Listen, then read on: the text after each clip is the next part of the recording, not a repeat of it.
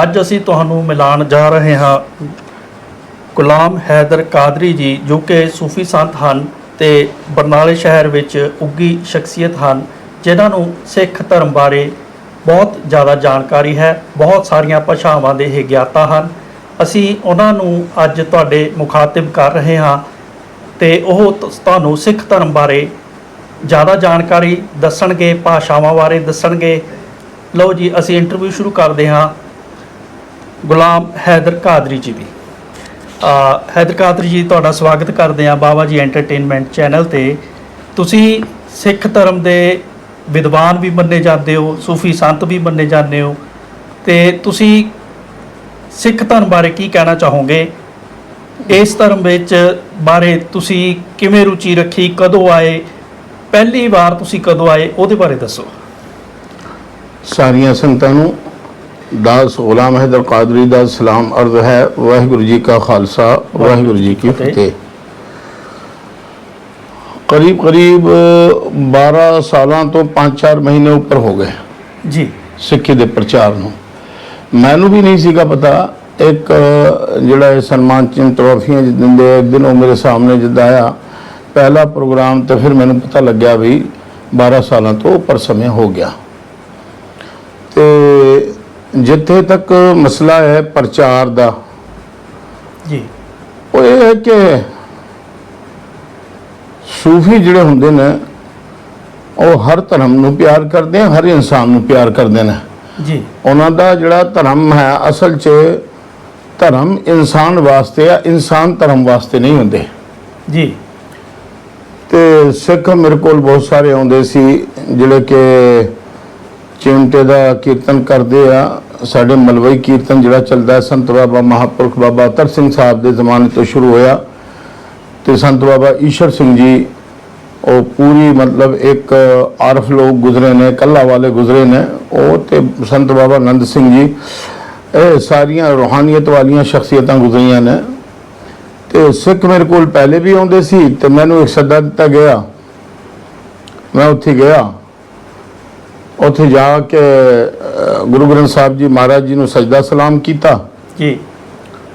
तो अपने जिथे क्यों बंदे ने उत्थे बहना चाहिए जिथों वारी वारी ना उठाया जाए जी। तो मैं थले बह गया। उत्थे जिहड़े आए हुए संत महापुरुष सन, उन्होंने कहा यार कुछ भी है, वो एक दरवेश बंदा है, उन्हें स्टेज पर लैके आओ। स्टेज पर मैंने लै गए तो उन्होंने कहा तुसी भी कुछ कहो। उदों जड़ा मेरा अध्ययन किया होया सी, मैं ये कहा कि मैं गुरु ग्रंथ साहब जी महाराज जी की संथ्या की है, वो नहीं हो सकता, वो गलत गल है। क्योंकि संथ्या के लेवल के लिए उस्ताद का होना जरूरी है जी। बिल्कुल जी। हाँ, मैं गुरु ग्रंथ साहब जी महाराज जी का अध्ययन किया है, वो इस करके कि जिन्ना एक मैनू आता सी वो सारे ही अध्ययन किया। और अजकल बहुत सौखा है क्योंकि गुरु ग्रंथ साहब जी महाराज जी का जिहड़ा अर्थ व्याख्या है वो सारा कुछ हो चुका है। पर यह कि जो तुसी आरफ हुंदे हो, रब दे चाहण वाले हुंदे हो, तो वो जिहड़ी तुक है, शब्द है, वो तुहाडे अंदर जाण तो बाद जिहड़ा अर्थ है उस अर्थ तो भी अगे तुसी सोच लेने हो जी। तो उत्थे मैं कथा विचारां कीतियां ते सिक्खी तो रिलेटेड ही प्रोग्राम सी, उस हिसाब नाल कीतियां। उत्थों फिर शुरुआत हो गई तो 2 प्रोग्रामों तो बाद संत महापुरख डेरा रूमी डेरा पिछों मंडी वाले संत सुखदेव सिंह जी ने मैनू सद्या जी। तो उत्थे मैं उन्होंने गया तो मेरे मन च एक बहुत वड्डा सदमा सी। वो सदमा यह सी कि साहिब श्री गुरु गोबिंद सिंह जी महाराज उन्होंने लाला नू जिहड़े तसीहे दिते गए जी, या जिहड़े गुरसिखां नू तसीहे दिते गए, ਜਾਂ जो भी सिखां दे पुरातन सिखां दे उत्ते जो जुल्म होए, चरखी ते चाड़ देना या बंद कट देना या केस कतल करा देने, तत्ती तवी ते बहा देना, इस तरह दा कोई एक्ट नहीं है जी। और 1400 वरे तो इस्लामिक हुकूमत सऊदीया चली आई है जी। उत्थे भी जान का बदला जान तो है जी, पर वो तत्ती तवी ते बहा के नहीं है जी। तो मैनू लग्या कि एक अदालत है, अदालत दे विच एक मुसलमान शहनशाह बैठा होया है तो वो काजी भी खलोता है, ਪਰ ਉਹ ਜਿਹੜੀਆਂ ਸਜ਼ਾਵਾਂ ਦਿੱਤੀਆਂ ਜਾ ਰਹੀਆਂ ਨੇ ਉਹ ਇਸਲਾਮਿਕ ਜਾਂ ਕੁਰਾਨ ਦੇ ਐਕਟ ਮੁਤਾਬਿਕ ਨਹੀਂ ਸਨ ਜੀ। ਤੇ ਸ਼੍ਰੀ ਜ਼ਫਰਨਾਮਾ ਸਾਹਿਬ, ਕਿਉਂਕਿ ਮਾਲਿਕ ਦੀ ਕਿਰਪਾ ਨਾਲ ਮੈਨੂੰ ਫਾਰਸੀ ਲਿਖਣੀ ਬੋਲਣੀ ਤੇ ਅਰਥ ਕਰਨੀ ਆਉਂਦੀ ਆ, ਉਹ ਮੈਂ ਅਰਥ ਕੀਤਾ ਤੇ ਜੋ ਗਲਤ ਸੀ ਤਾਂ ਗਲਤ ਕਹਿਣਾ ਸੀ, ਉਹ ਗਲਤ ਕਿਹਾ ਤਾਂ ਫਿਰ ਮਤਲਬ ਹੈ ਕਿ ਮੁਸਲਿਮ ਸਮਾਜ ਮੇਰੇ ਵਿਰੁੱਧ ਵੀ ਹੋਇਆ ਵਿਰੋਧ ਵੀ ਹੋਇਆ ਜੀ। ਔਰ 12-13 ਸਾਲ ਮਸੀਤਾਂ 'ਚ ਮੈਂ ਨਹੀਂ ਗਿਆ। ਹੁਣ 2-2.5 ਮਹੀਨੇ ਪਹਿਲਾਂ ਜੀ ਉਹਨਾਂ ਦੇ ਉਹ ਗੱਲ ਸਮਝ ਆ ਗਈ ਕਿ ਬਈ ਕੁਰਾਨ ਦਾ ਕਾਨੂੰਨ ਜਿਹੜਾ ਹੈ ਉਹਦੇ ਮੁਤਾਬਿਕ ਔਰੰਗਜ਼ੇਬ ਵਗੈਰਾ ਨੇ ਜਿਹੜੀਆਂ ਸਜ਼ਾਵਾਂ ਦਿੱਤੀਆਂ ਉਹ ਦਰੁਸਤ ਨਹੀਂ ਗਈਆਂ ਜੀ। ਤੇ ਫਿਰ ਉਹਨਾਂ ਨੇ ਮੈਨੂੰ ਸੱਦਾ ਦਿੱਤਾ, ਮੈਂ ਗਿਆ ਮਸਜਿਦ 'ਚ ਜਾ ਕੇ, ਉੱਥੇ ਵੀ ਉਹ इधर कह दिने कथा, उधरले पासे कह दिने बयान, उत्थे भी जा के बयान किया। इतना करके शुरुआत हुई। ਕਾਦਰੀ ਸਾਹਿਬ, ਸਿੱਖਾਂ ਵਿੱਚ ਇਹ ਸੁਣਨ ਵਿੱਚ ਆਉਂਦਾ ਹੈ ਕਿ ਮੁਸਲਮਾਨ ਤੇ ਮੁਗਲ ਇਹ ਅਲੱਗ-ਅਲੱਗ ਨੇ। ਕੀ ਤੁਸੀਂ ਇਸ ਨਾਲ ਸਹਿਮਤ ਹੋ ਕਿ ਅਲੱਗ ਨੇ? ਹਾਂ, ਬਿਲਕੁਲ ਅਲੱਗ ਹੈ। ਥੋੜਾ ਜਿਹਾ ਸਾਡੇ ਦਰਸ਼ਕਾਂ ਨੂੰ ਹਾਂ, ਮੈਂ ਇਹ ਗੱਲ ਮੈਂ ਕਰਨੀ ਵੀ ਸੀ। ਤੁਸੀਂ ਸਵਾਲ ਹੀ ਬਹੁਤ ਉਮਦਾ ਤੇ ਬਹੁਤ ਸੋਹਣਾ ਸਵਾਲ ਕੀਤਾ ਹੈ। ਧੰਨਵਾਦ ਜੀ। ਦਰਅਸਲ ਜਿਹੜਾ ਮੁਸਲਮਾਨ ਹੈ ਉਹ ਇੱਕ ਸਲਾਮਤੀ ਵਾਲਾ ਸੁੱਚਾ ਧਰਮ ਹੈ ਜੀ। ਜਿਹੜੇ ਮੁਗਲ ਨੇ ਜਾਂ ਤੁਰਕ ਨੇ ਜਾਂ ਪਠਾਨ ਨੇ, ਹਾਂਜੀ, ਇਹ ਉਹਨਾਂ ਦੇ ਧਰਤੀ ਦੇ ਨਾਂ ਹੈ। ਜਿਹੜਾ ਮੁਸਲਮਾਨ ਮੰਗੋਲ ਦਾ ਰਹਿਣ ਵਾਲਾ ਹੈ ਜੀ, ਉਹ ਮੁਗਲ ਹੈ। ਮੁਗਲ ਹੈ। ਜਿਹੜਾ ਸੂਬੇ ਈਰਾਨ ਖਾਕਾਨ ਦਾ ਰਹਿਣ ਵਾਲਾ ਹੈ ਉਹ ਖਾਨ ਹੈ। ਖਾਨ। ਜਿਹੜਾ ਤੁਰਕਿਸਤਾਨ ਦਾ ਰਹਿਣ ਵਾਲਾ ਹੈ ਜੀ, ਉਹ ਤੁਰਕ ਹੈ। ਜਿਹੜਾ ਪੰਜਾਬ ਦਾ ਰਹਿਣ ਵਾਲਾ ਹੈ ਉਹ ਪੰਜਾਬੀ ਹੈ। ਇਸ ਕਰਕੇ ਧਰਮ ਇੱਕ ਤਾਂ ਹੋ ਸਕਦਾ ਹੈ, ਪਰ ਇਹਨਾਂ ਦੇ ਜਿਹੜੇ ਇਹ ਨਾਂ ਹੈ ਜੀ, ਇਹ ਇਲਾਕਾਈ ਨਾਂ ਨੇ, ਇਲਾਕਾਈ ਨਾਂ। ਤੇ ਮੁਗਲਾਂ ਨੂੰ ਜ਼ਿਆਦਾਤਰ ਮੰਨਿਆ ਜਾਂਦਾ ਹੈ ਉਹ ਅਤਿਆਚਾਰੀ ਸੀਗੇ। ਹਾਂਜੀ। ਕੀ ਉਹਨਾਂ ਵਿੱਚ ਰਹਿਮਤ ਵਾਲੇ ਵੀ ਸੀ, ਰਹਿਮ ਕਰਨ ਵਾਲੇ ਵੀ ਸੀਗੇ? ਦੇਖੋ, ਇਹ ਇੱਕ ਬਹੁਤ ਐਡਾ ਵੱਡਾ ਤੁਸੀਂ ਇਹ ਸਵਾਲ ਕੀਤਾ ਹੈ ਕਿ ਜੇ ਅਗਰ ਮੈਂ ਇਹਨੂੰ ਸਹੀ ਕਰਕੇ ਲੋਕਾਂ ਤੱਕ ਪਹੁੰਚਾਵਾਂ, ਜਵਾਬ ਦੇਵਾਂ, ਤਾਂ ਬਹੁਤ ਵੱਡਾ ਜਵਾਬ ਹੈ। ਉਹ ਜਵਾਬ ਕੀ ਹੈ ਕਿ ਜਦ ਕਰਬਲਾ ਦੀ ਜੰਗ ਹੋਈ ਹੈ ਉਹ ਇਸਲਾਮਿਕ ਜੰਗ ਸੀ ਜੀ। ਉਸ ਜੰਗ ਦੇ ਵਿੱਚ ਇੱਕ ਪਾਸੇ ਜਿਹੜੀਆਂ 72 ਸ਼ਹਾਦਤਾਂ ਹੋਈਆਂ ਉਹ ਹਜ਼ਰਤ ਮੁਹੰਮਦ ਰਸੂਲੁल्लाह ਸੱਲੱਲਾਹੁ ਅਲੈਹਿ ਵਸੱਲਮ ਜਿਹੜੇ ਇਸਲਾਮ ਦੇ ਬਾਣੀ ਤੇ ਪੈਗੰਬਰ ਨੇ, ਉਹਨਾਂ ਦੀ ਜਿਹੜੀ ਲਖਤੇ ਜਿਗਰ ਨੂਰੇ ਨਜ਼ਰ ਉਹਨਾਂ ਦੀ ਧੀ, ਉਹਨਾਂ ਦੀ ਬੇਟੀ ਜਿਹੜੀ ਸੀ ਜੀ, ਅਮਾ ਫਾਤਮਾ ਜ਼ੋਹਰਾ ਸਲਾਮੁੱਲਾਹੁ ਅਲੈਹਾ, ਉਹਨਾਂ ਦੇ ਜਿਹੜੇ ਪੁੱਤਰ ਸਨ ਹਜ਼ਰਤ ਸੈਯਦਨਾ ਇਮਾਮ ਹਸਨ ਹੁਸੈਨ, ਹਜ਼ਰਤ ਅਲੀ ਦੇ ਪੁੱਤਰ ਨੇ ਰਿਜ਼ਵਾਨੁੱਲਾਹ ਅਲੈਹਿਮ ਅਜਮਾਈਨ, ਉਹਨਾਂ ਨੂੰ 22,000 ਮੁਸਲਮਾਨਾਂ ਨੇ ਜਿਹੜੇ ਹੁਕੂਮਤ ਦੇ ਲਾਲਚੀ ਸਨ ਜੀ, ਸੱਦ ਕੇ ਬੇਦਰਦੀ ਨਾਲ ਸ਼ਹੀਦ ਕੀਤਾ ਜੀ। ਹੁਣ ਅਗਲੀ ਗੱਲ, ਇਹ ਬਹੁਤ ਹੀ ਤੁਸੀਂ ਵਧੀਆ ਕੀਤਾ ਹੈ ਕਿ ਇਹ ਸਵਾਲ ਮੈਥੋਂ ਕੀਤਾ। ਮੈਂ ਲੱਭਦਾ ਸੀ ਕਿ ਕੋਈ ਰੱਬ ਦਾ ਪਿਆਰਾ ਇਦਾਂ ਦਾ ਹੈ ਕਿ ਸਵਾਲ ਕਰੇ ਤੇ ਮੈਂ ਉਹਨਾਂ ਲੋਕਾਂ ਨੂੰ ਦੱਸਾਂ ਜੀ। ਉਦੋਂ ਉਹਨਾਂ ਦੀ ਜਿਹੜੀ ਬੇਗਮ ਸੀ ਉਹਦਾ ਨਾਮ ਸੀ ਸ਼ਹਿਰਬਾਨੋ। ਸ਼ਹਿਰਬਾਨ ਜੀ। ਨੌਸ਼ੇਰਵਾਂ ਆਦਲ ਈਰਾਨ ਦਾ ਇੱਕ ਬਾਦਸ਼ਾਹ ਹੈ, ਉਹਦੀ ਧੀ ਸੀ। ਇੱਥੇ ਜਿਹੜਾ ਆਪਣਾ ਚੰਦਰਗੁਪਤ ਸੀ ਜੀ, ਜਿਹੜਾ ਆਖਰੀ ਚੰਦਰਗੁਪਤ ਹੈ, ਉਹਦੀ ਛੋਟੀ ਭੈਣ ਜਿਹੜੀ ਸੀ ਮਹਿਰਬਾਨੋ, ਉਹਨੂੰ ਵਿਆਹੀ ਸੀ ਜੀ। ਉਹਦਾ ਨਾਮ ਸੀ ਰੱਖਿਆ ਗਿਆ ਇੱਥੇ ਚੰਦਰਲੇਖਾ। ਤੇ ਇੱਕ ਹੋਰ ਕਰਨ ਨੂੰ, ਕਿਉਂਕਿ ਕਮੈਂਟ ਕਰਨ ਵਾਲੇ ਜਿਹੜੇ ਹੁੰਦੇ ਆ ਨਾ ਉਹ ਐਂ ਹੀ ਖਾਮ ਮਾਰੀ ਜਾਂਦੇ ਆ। ਤੇ ਇਹ ਜਿਹੜਾ ਚੰਦਰਗੁਪਤ ਹੈ, ਇਹ ਚੰਦਰਗੁਪਤ ਉਹ ਹੈ ਜਿਹੜਾ ਕਿ ਸਭ ਤੋਂ ਪਹਿਲਾ ਚੰਦਰਗੁਪਤ ਹੈ ਜਿਹਦੇ ਤੇ ਕਿਰਪਾ ਵਰਤਾਈ ਚਾਣਕੇ ਸਾਹਿਬ ਨੇ ਜੀ। ਔਰ ਇੱਥੇ ਮੈਂ ਇੱਕ ਗੱਲ ਹੋਰ ਕਹਾਂਗਾ ਤੁਹਾਨੂੰ ਕਿ ਜਿਹੜੀ ਬਾਣੀ ਦੀ ਤੁਕ ਹੈ, ਸੰਤ ਸਰਨ ਜੋ ਜਨ ਪਰੈ ਸੋ ਜਨ ਉਦਰਨ ਹਾਰ, ਉਹ ਦੋ ਨਿਰੰਕਾਰ ਰੂਪ ਦੇ ਵਿੱਚ, ਯਾਨੀ ਹਜੇ ਉਹ ਲਿਖੀ ਨਹੀਂ ਗਈ, ਆਈ ਨਹੀਂ ਹੈ ਗੁਰੂ ਗ੍ਰੰਥ ਸਾਹਿਬ ਜੀ ਮਹਾਰਾਜ ਜੀ 'ਚ। ਪਰ ਦੇਖੋ ਤੁਸੀਂ, ਮੁਸਲਮਾਨਾਂ ਤੋਂ ਪਹਿਲਾ ਜ਼ਮਾਨਾ ਹੈ, ਈਸਾਈਆਂ ਤੋਂ ਪਹਿਲਾ ਜ਼ਮਾਨਾ ਹੈ, ਅਲੈਗਜ਼ੈਂਡਰ ਦਾ ਵੇਲਾ ਹੈ ਜਿਸ ਨੂੰ ਸਿਕੰਦਰ ਸ਼ਾਹ ਕਹਿੰਦੇ ਆ ਜੀ। ਤੇ ਉਧਰਲਾ ਜਿਹੜਾ ਹੈਗਾ ਉਹ ਅਫਲਾਤੂਨ ਔਰ ਜਾਲੀਨੂਸ ਔਰ ਅਰਸਤੂ, ਉਹ ਫਿਲਾਸਫਰ ਨੇ। ਇੱਥੇ ਸਾਡੇ ਜਿਹੜੇ ਚਾਣਕੇ ਸਾਹਿਬ ਨੇ ਜੀ, ਉਧਰ ਅਰਸਤੂ ਸਾਹਿਬ ਨੇ। ਤੇ ਸਾਡਾ ਜਿਹੜਾ ਹੈਗਾ ਇਹ ਸੰਤ ਨੇ ਐਡੀ ਵੱਡੀ ਕਿਰਪਾ ਕੀਤੀ ਜੀ ਕਿ ਇੱਕ ਮੌर्य ਨਾਮੀ ਜਿਹੜੀ ਦਾਸੀ ਸੀ ਉਹਦੇ ਪੁੱਤਰ ਚੰਦਰਗੁਪਤ ਨੂੰ ਸਮਰਾਟ ਬਣਾਇਆ, ਤੇ ਉਹ ਤੋਂ ਬਾਅਦ ਜੋ ਵੀ ਗੱਦੀ ਤੇ ਬਹਿੰਦਾ ਸੀ ਉਹਨੂੰ ਚੰਦਰਗੁਪਤੀ ਕਿਹਾ ਜਾਂਦਾ ਸੀ। ਚੰਦਰਗੁਪਤ ਅਵਲ, ਚੰਦਰਗੁਪਤ ਦੋਮ, ਸੋਮ, ਚਾਰਮ, ਪੰਜਮ। ਉਹ ਕਿਵੇਂ? ਜਿਵੇਂ ਤੁਸੀਂ ਜਦ हैदराबाद ਦੇ ਨਵਾਬਾਂ ਦੀ ਗੱਲ ਸੁਣਾਂਗੇ ਤੇ ਤੁਹਾਨੂੰ ਪਤਾ ਲੱਗਣਾ ਹੈ ਕਿ ਨਿਜ਼ਾਮ ਅਵਲ, ਨਿਜ਼ਾਮ ਦੋਮ, ਨਿਜ਼ਾਮ ਸੋਮ, ਨਿਜ਼ਾਮ ਚਾਰਮ, ਨਿਜ਼ਾਮ ਪੰਜਮ। ਅੱਜ ਕੱਲ ਕੁਝ ਲੋਕ ਇਹ ਸਮਝਦੇ ਆ ਕਿ ਫਾਰਸੀ ਤੇ ਅਰਬੀ ਜਿਹੜੀ ਹੈ ਇਹ ਵਿਅਕਤੀਗਤ ਮੁਸਲਮਾਨਾਂ ਦੀਆਂ ਭਾਸ਼ਾਵਾਂ ਹਨ, जबकि हकीकत यह है कि अरबी अरब की जबान है और फारसी जी है तुहानू पता ही है जिथे बोली जाती है, पेरिसियन जिसनों आप कह दिंने वो भाषा है, भाषा इलाकाई होंगी है। तो ये जड़ा मसला है उन्हें फिर शहर बानो ने एक चिट्ठी लिखी सी अपनी भैन नू, मेहर बानो नू, तो इधरों 10,000 का लश्कर लैके ਤੇ 20 ਪੰਡਤਾਂ ਦੀ ਰਹਿਨਮਾਈ ਹੇਠ ਜਿਹੜਾ ਸਮੁੰਦਰਾ ਗੁਪਤ ਹੈ, ਚੰਦਰਗੁਪਤ ਆਖਰੀ ਦਾ ਪੁੱਤਰ ਯਾਨੀ ਮਿਹਰਬਾਨੋ ਦਾ ਪੁੱਤਰ, ਉਹ ਅਰਬ ਗਿਆ। ਉਹਨੇ ਅਰਬ ਜਾ ਕੇ ਉਹਨਾਂ ਲੋਕਾਂ ਨਾਲ ਗੱਲਬਾਤ ਕੀਤੀ। ਫਿਰ ਜੰਗ ਹੋਈ ਤੇ ਜੰਗ ਇੱਕ ਦਿਨ ਨਹੀਂ ਚਲੀ ਜੀ, ਜੰਗ 2 ਵਰੇ ਚਲੀ।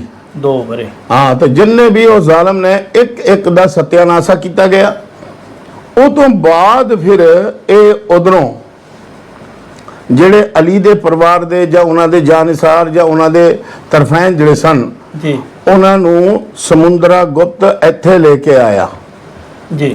ਤੇ ਇਹ ਉਹ ਤਬਕਾ ਹੈ ਜਿਹੜਾ ਸਭ ਤੋਂ ਪਹਿਲਾ ਹੈ ਜੀ। ਤੇ ਭਾਈ ਸਾਹਿਬ ਸਤੀ ਦਾਸ ਔਰ ਮਤੀ ਦਾਸ ਔਰ ਭਾਈ ਸਾਹਿਬ ਜਿਹੜੇ ਗੁਰਦੱਤ ਹਨ, ਭਾਈ ਸਾਹਿਬ ਕਿਰਪਾਲ ਦੱਤ ਜੀ ਜਿਹੜੇ ਗੁਰੂ ਤੇਗ ਬਹਾਦਰ ਜੀ ਮਹਾਰਾਜ ਜੀ ਦੇ ਕੋਲ ਆਏ ਸੀ, ਉਹ ਦੱਤ ਗੋਤ ਤੋਂ ਸਨ ਤੇ ਸ਼ਿੰਬਰ ਗੋਤ ਜਿਹੜੀ ਹੈਗੀ ਆ ਉਹਦੇ ਵਿੱਚੋਂ ਸੀ ਮਤੀ ਦਾਸ ਤੇ ਸਤੀ ਦਾਸ।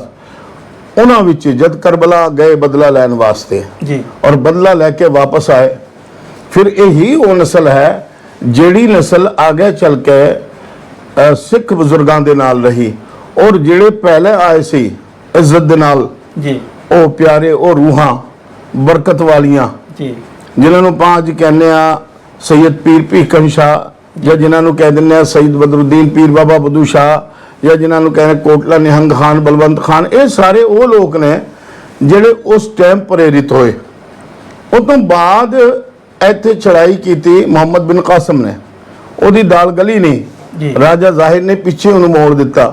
ਉਸ ਤੋਂ ਬਾਅਦ ਇਹਨਾਂ ਨੇ ਅਰਬਾਂ ਨੇ ਮੰਗੋਲਾਂ ਦੇ ਨਾਲ ਔਰ ਤੁਰਕਾਂ ਦੇ ਨਾਲ ਤੇ ਪਠਾਨਾਂ ਦੇ ਨਾਲ ਸੰਧੀ ਕੀਤੀ ਜੀ। ਸੰਧੀ ਕਰਕੇ ਬਾਰ-ਬਾਰ ਇਸ ਮੁਲਕ ਦੇ ਉੱਤੇ ਹਮਲੇ ਬੋਲੇ ਜੀ ਤੇ 17 ਵਾਰੀ ਸ਼ਾਹਬੁੱਦੀਨ ਮੁਹੰਮਦ ਗੋਰੀ ਸ਼ਿਕਸਤ ਖਾ ਗਿਆ ਜੀ। ਪ੍ਰਿਥਵੀਰਾਜ ਚੌਹਾਨ ਉਹਦੀ ਜਾਨ ਬਖਸ਼ਦੇ ਰਹੇ ਤੇ 18ਵੀਂ ਵਾਰੀ ਉਹ ਜਿੱਤ ਗਿਆ ਤੇ ਪ੍ਰਿਥਵੀਰਾਜ ਚੌਹਾਨ ਸਾਹਿਬ ਨੂੰ ਬੰਦੀ ਬਣਾ ਕੇ ਲੈ ਗਿਆ, ਅੱਖਾਂ ਫੋੜ ਕੇ ਜੀ।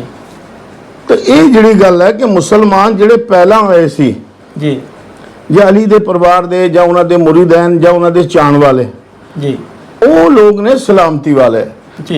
ਇਹ ਜਿਹੜੇ ਮੰਗੋਲ ਲੋਕ ਨੇ, ਜੇ ਅਗਰ ਤੁਸੀਂ ਇਹਨਾਂ ਦੀ ਰਿਵਾਇਤ ਵੇਖੋਗੇ ਤਾਂ ਅੱਜ ਵੀ ਜਾ ਕੇ ਤੁਸੀਂ ਜ਼ਮੀਨੀ ਹਕੀਕਤ ਦਾ ਪਤਾ ਕਰ ਲਓ। ਇਹ ਲੋਕ ਉਹ ਨੇ ਕਿ ਜਿਹੜੇ ਘੁੜਸਵਾਰੀ ਕਰਦੇ ਆ, ਬਾਜ਼ ਪਾਲਣਾ ਇਹਨਾਂ ਦੀ ਫਿਤਰਤ ਹੈ, ਤੀਰੰਦਾਜ਼ੀ ਕਰਦੇ ਆ। ਇਹਨਾਂ ਨੂੰ ਇਸਲਾਮਿਕ ਸ਼ਊਰ ਨਹੀਂ ਸੀ, ਯਾਨੀ ਉਹ ਲੜਾਕੇ ਕਿਸਮ ਦੇ ਸੀ। ਹਾਂ, ਲੜਾਕੇ ਸੀ, ਹਾਂ, ਇਸਲਾਮਿਕ ਸ਼ਊਰ ਨਹੀਂ ਸੀ। ਇਹਨਾਂ ਦਾ ਜਿਹੜਾ ਰਾਜ ਹੈ ਉਹ ਇਸਲਾਮੀ ਰਾਜ ਨਹੀਂ ਹੈ। ਇਹਨਾਂ ਦਾ ਜਿਹੜਾ ਰਾਜ ਹੈ ਉਸ ਨੂੰ ਆਪਾਂ ਕਹਾਂਗੇ ਧੱਕੇਸ਼ਾਹੀ, ਆਪਣੀ ਮਨਮਰਜ਼ੀ, ਆਪਣੀ ਮੌਜ ਜੀ।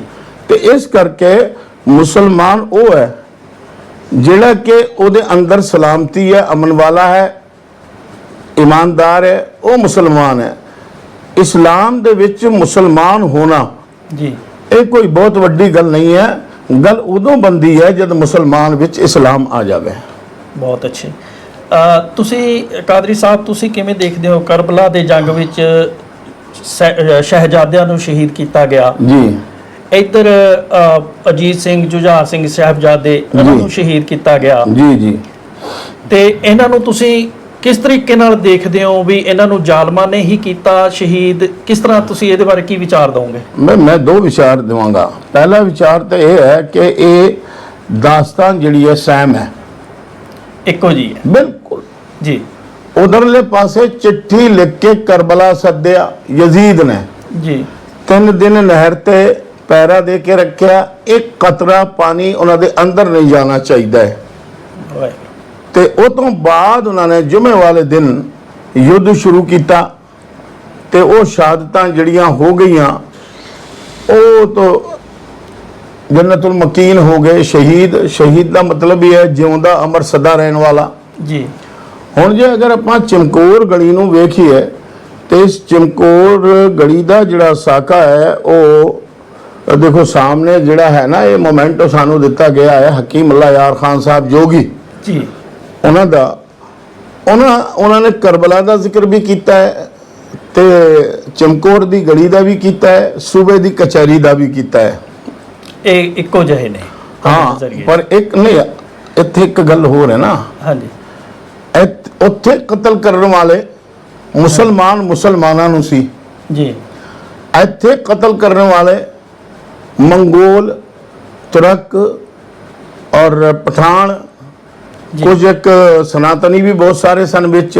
ਜੀ। ਆਪ ਹੀ ਸੱਚੇ ਪਾਤਸ਼ਾਹ ਨੇ ਜ਼ਿਕਰ ਕੀਤਾ ਹੈ ਜੀ। ਉਹ ਸੀ ਗੁਰੂ ਗੋਬਿੰਦ ਸਿੰਘ ਜੀ ਸਾਹਿਬ ਦੇ ਜਿੰਨੇ ਪਿਆਰੇ ਸਿੰਘ ਨੇ, ਉਹਨਾਂ ਨਾਲ, ਉਹਨਾਂ ਦੇ ਪੁੱਤਰਾਂ ਨਾਲ। ਤੇ ਮੈਂ ਇਹ ਸਮਝਦਾ ਕਿ ਇਨਸਾਨੀਅਤ ਦੇ ਹਿਸਾਬ ਨਾਲ ਜੇ ਅਗਰ ਵੇਖਿਆ ਜਾਵੇ ਤੇ ਮੁਸਲਮਾਨਾਂ ਨੂੰ ਇੱਕ ਮਹੀਨਾ ਹੈ ਜੋ ਮੈਂ ਦੇ ਰਿਹਾ, ਉਹ ਇਹ ਹੈ ਕਿ ਭਾਈ ਤੁਤੋਂ ਵਫਾ ਦੀ ਉਮੀਦ ਕੌਣ ਕਰੇਗਾ ਜਦ ਤੁਸੀਂ ਆਪਦਿਆਂ ਦੇ ਨਾਲ ਵਫਾ ਨਾ ਕਰ ਸਕੇ। 1461 ਵਿੱਚ ਤੇ शायर मशरिक डॉक्टर मोहम्मद इकबाल साहब बेचैन हो गए, तड़प उठे और उन्होंने क्या तमाशा हो गया इस्लाम की तकदीर के साथ, कत्ल हुसैन हुआ नारे तकबीर के साथ। ਤੇ ਇਹ ਜਿਹੜਾ ਹੈਗਾ ਸਾਕਾ ਇਹ ਵੀ ਆਪਦੇ ਆਪੇ 'ਚ ਬੇਮਿਸਾਲ ਹੈ ਤੇ ਉਹ ਵੀ ਆਪਦੇ ਆਪੇ 'ਚ ਬੇਮਿਸਾਲ ਹੈ। ਹੁਣ ਜੇ ਅਗਰ ਇਹਨਾਂ ਦੀ ਆਪਾਂ ਤੁਲਨਾ ਕਰਦੇ ਆ ਤੇ ਤੁਲਨਾ ਕਰਨ ਵਾਲੇ ਆਪ ਹੀ ਕਰ ਲੈਣਗੇ। ਸਾਕੇ ਸਾਰਿਆਂ ਨੇ ਸੁਣਿਆ, ਉਹ ਵੀ ਸੁਣਾ ਤੇ ਇਹ ਵੀ ਸੁਣਾ ਹੈ, ਪਰ ਕੁੱਲ ਮਿਲਾ ਕੇ ਉਹ ਵੀ ਕੁਰਬਾਨੀ ਹੈ, ਇਹ ਵੀ ਕੁਰਬਾਨੀ ਹੈ। ਕਰਬਲਾ ਦੇ ਵਿੱਚ ਹਜ਼ਰਤ ਹੁਸੈਨ ਜਿਹੜੇ ਨੇ ਉਹ ਸਾਫ਼ ਕਰ ਗਏ ਕਿ ਸਹੀ ਮੁਸਲਮਾਨ ਕੌਣ ਹੈ ਤੇ ਜ਼ਾਲਮ ਕੌਣ ਹੈ। ਜ਼ਾਲਮ ਹੈ ਉਹ ਇਸਲਾਮ ਦੇ ਵਿੱਚ ਜ਼ਰੂਰ ਹੈ ਪਰ ਉਹਦੇ ਅੰਦਰ ਇਸਲਾਮ ਨਹੀਂ ਹੈ। ਇਸਲਾਮ ਨਹੀਂ ਜੀ। ਮੈਨੂੰ ਬੜੀ ਦੇਰ ਪਹਿਲਾਂ ਆਸਟ੍ਰੇਲੀਆ ਵਿੱਚ ਇੱਕ ਵਿਦਵਾਨ ਮਿਲੇ ਸੀ ਜੀ। ਉਹਨਾਂ ਦਾ ਅਸੀਂ ਇਦਾਂ ਹੀ ਗੱਲਬਾਤ ਕਰ ਰਹੇ ਸੀ। ਉਹ ਕਹਿੰਦੇ ਵੀ ਮੁਸਲਮਾਨਾਂ ਵਿੱਚ ਕੁਝ ਫਿਰਕੇ ਨੇ ਜਿਵੇਂ ਹਾਸ਼ਮੀ, ਕਾਦਰੀ, ਹੋਰ ਸੂਫੀ, ਉਹਨਾਂ ਨੇ ਕੋਈ 5-7 ਗਣਾਏ ਸੀ, ਮੈਨੂੰ ਯਾਦ ਨਹੀਂ ਵੀ ਉਹਨਾਂ ਦੀ ਸਿੱਖ ਧਰਮ ਦੇ ਵਿੱਚ ਆਸਥਾ ਹੈ ਜਾਂ ਸਿੱਖ ਗੁਰੂਆਂ ਦੀ ਫਿਲਾਸਫੀ ਨਾਲ ਜੁੜੇ ਹੋਏ ਨੇ, ਬਾਕੀ ਬਹੁਤੇ ਨਹੀਂ ਮੰਨਦੇ ਹੈਗੇ। ਇਹਦੇ ਬਾਰੇ ਤੁਸੀਂ ਕੀ ਕਹਿਣਾ? ਹਾਂ ਜੀ, ਇਹ ਬਹੁਤ ਪਿਆਰਾ ਸਵਾਲ ਹੈ। ਮੁੱਲਾ ਹਸਨ ਜਾਮੀ ਸਾਹਿਬ ਸ਼੍ਰੀ ਗੁਰੂ ਨਾਨਕ ਦੇਵ ਜੀ ਮਹਾਰਾਜ ਜੀ ਤੋਂ ਕਰੀਬ 200 ਵਰੇ ਪਹਿਲੇ ਹੋਇਆ ਜੀ। ਤੇ ਉਹਨਾਂ ਨੇ ਕਿਹਾ ਕਿ ਗਰ ਤੋਂ ਜਾਮੀ ਵਸਲ ਖਾਹੀ ਸੁਲਹ ਕੁਨ ਹਰ ਖਾਸ ਆਮ ਬਾ ਮੁਸਲਮਾਨ ਅੱਲਾ ਅੱਲਾ ਬਾ ਬਰਹਿਮਨ ਰਾਮ ਰਾਮ ਜੀ। ਉਹ ਸਿਰਫ ਇਨਸਾਨ ਨੂੰ ਇਨਸਾਨ ਸਮਝਦੇ ਆ। ਦੂਜੀ ਗੱਲ ਉਹਨਾਂ ਦੀ ਇਹ ਹੁੰਦੀ ਆ ਕਿ ਉਹਨਾਂ ਦਾ ਜਿਹੜਾ ਹੱਥ ਹੈ ਉਹ ਤਲਵਾਰ ਤੇ ਨਹੀਂ ਜਾਂਦਾ, ਵਿਚਾਰ ਤੇ ਜਾਂਦਾ ਹੈ ਜੀ। ਤੇ ਸਾਹਿਬ ਸ਼੍ਰੀ ਗੁਰੂ ਨਾਨਕ ਦੇਵ ਜੀ ਮਹਾਰਾਜ ਜੀ ਦਾ ਜੋ ਉਪਦੇਸ਼ ਹੈ, ਜੋ ਵਿਚਰਨਾ ਹੈ, ਜੋ ਸੰਦੇਸ਼ ਹਨ ਜੀ, ਮੈਂ ਸਮਝਦਾ ਹਾਂ ਕਿ ਸਾਹਿਬ ਸ਼੍ਰੀ ਗੁਰੂ ਗ੍ਰੰਥ ਸਾਹਿਬ ਜੀ ਮਹਾਰਾਜ ਸੂਫੀਆਂ ਦਾ ਆईना ਹੈ ਜੀ। ਸੂਫੀਆਂ ਦਾ ਆईना ਹੈ, ਯਾਨੀ ਜਿਹੜੇ ਉਪਦੇਸ਼, ਜਿਹੜਾ ਜੀਵਨ, ਜਿਹੜੀ ਸੋਚ, ਜਿਹੜੇ ਵਿਚਾਰ ਇੱਕ ਸੂਫੀ ਦੇ ਹੁੰਦੇ ਨੇ ਉਹ ਸੈਮ ਉਹੀ ਉਪਦੇਸ਼ ਦੇ ਰਹੇ ਨੇ ਸੱਚੇ ਪਾਤਸ਼ਾਹ ਜੀ। ਇਸ ਕਰਕੇ ਸੂਫੀ ਜਿਹੜੇ ਹੈ ਗੁਰੂ ਗ੍ਰੰਥ ਸਾਹਿਬ ਜੀ ਨੂੰ ਔਰ ਗੁਰੂ ਸਾਹਿਬਾਨ ਨੂੰ ਇਹੀ ਸਮਝਦੇ ਹੈ ਕਿ ਬਈ ਇਹ ਵੀ ਇੱਕ ਫਕੀਰ, ਦਰਵੇਸ਼, ਸੂਫੀ, ਸੰਤ ਇਹੀ ਨੇ। ਇਸ ਕਰਕੇ ਸੂਫੀਆਂ ਨੇ ਕਦੇ ਵੀ ਸਿੱਖੀ ਦੇ ਖਿਲਾਫ ਨਹੀਂ ਗਏ। ਇੱਕ ਵੀ ਸੂਫੀ, ਇੱਕ ਵੀ ਦਰਵੇਸ਼, ਇੱਕ ਵੀ ਫਕੀਰ ਸਿੱਖੀ ਦੇ ਖਿਲਾਫ ਨਹੀਂ ਗਿਆ ਜੀ। ਅਸਲ 'ਚ ਗੱਲ ਕੀ ਹੈ, ਜਿਹੜਾ ਦੂਜਾ ਤਬਕਾ ਹੈ ਮੌਲਵੀਆਂ ਵਾਲਾ ਜੀ, ਤੇ ਮੌਲਵੀਆਂ ਦੀ ਤੇ ਸੂਫੀਆਂ ਦੀ ਆਪਸ 'ਚ ਨਹੀਂ ਬਣਦੀ। ਇਸ ਗੱਲ ਬਾਰੇ ਜਾਣਕਾਰੀ ਨਹੀਂ ਜੀ, ਜਿਹੜਾ ਖੋਲ ਕੇ ਦੱਸਿਓ ਜੀ। ਉਹ ਗੱਲ ਇਹ ਹੈ ਕਿ ਮੌਲਵੀਆਂ ਦਾ ਇੱਕ ਸ਼ਰਾ ਦਾ ਰੋਲਾ ਹੈ। ਉਹਨਾਂ ਨੇ ਇਸਲਾਮ ਦੀ ਇੱਕ ਸੀਮਾ ਕਾਇਮ ਕੀਤੀ ਹੋਈ ਹੈ ਜੀ, ਬਈ ਇਹ ਤੇਰਾ ਇਸਲਾਮ ਹੈ ਤੇ ਉਹਨਾਂ ਜੰਨਤ ਤੇ ਦੋਜ਼ਖ ਆਪਦੇ ਹੱਥ 'ਚ ਫੜੀਆਂ ਹੋਈਆਂ ਨੇ। ਜਿਹੜਾ ਉਹਨਾਂ ਦੀ ਗੱਲ ਮੰਨਦਾ ਹੈ ਉਹਨੂੰ ਜੰਨਤੀ ਕਹਿ ਦਿੰਦੇ ਨੇ, ਜਿਹੜਾ ਉਹਨਾਂ ਦੀ ਗੱਲ ਨਹੀਂ ਮੰਨਦਾ ਉਸ ਨੂੰ ਜਹੰਨਮੀ ਬਣਾ ਦਿੰਦੇ ਨੇ। ਹੁਣ ਜਿੱਥੇ ਤੱਕ ਮਸਲਾ ਹੈ ਹੁਣ ਦੋਹਰੇ ਹਾਜ਼ਰਾ ਦੇ ਸਾਹਿਬ ਸ੍ਰੀ ਗੁਰੂ ਗੋਬਿੰਦ ਸਿੰਘ ਜੀ ਮਹਾਰਾਜ ਜੀ ਦੇ ਵੇਲੇ ਦੇ ਜਿਹੜੇ ਹੈ ਸਾਈਂ ਬਾਬਾ ਬੁੱਲੇ ਸ਼ਾਹ ਸਾਹਿਬ, ਉਹਨਾਂ ਦਾ ਨਾਮ ਅਬਦੁੱਲਾ ਸੀ, ਉਹਨਾਂ ਦੀ ਜਿਹੜੀ ਵਿਲਾਦਤ ਹੈ ਉਹ 1681 ਦੀ ਹੈ। ਸਾਹਿਬ ਸ੍ਰੀ ਗੁਰੂ ਗੋਬਿੰਦ ਸਿੰਘ ਜੀ ਮਹਾਰਾਜ 1661 ਚ ਹਨ ਜੀ। ਤੇ ਉਹ ਕਹਿ ਰਹੇ ਨੇ ਕਿ ਬਈ ਨਾਮ ਜਪੰਦਾ ਰੋਲਾ ਕੀ ਅਤੇ ਰਾਮ ਰਹੀਮ ਤੇ ਮੌਲਾ ਕੀ।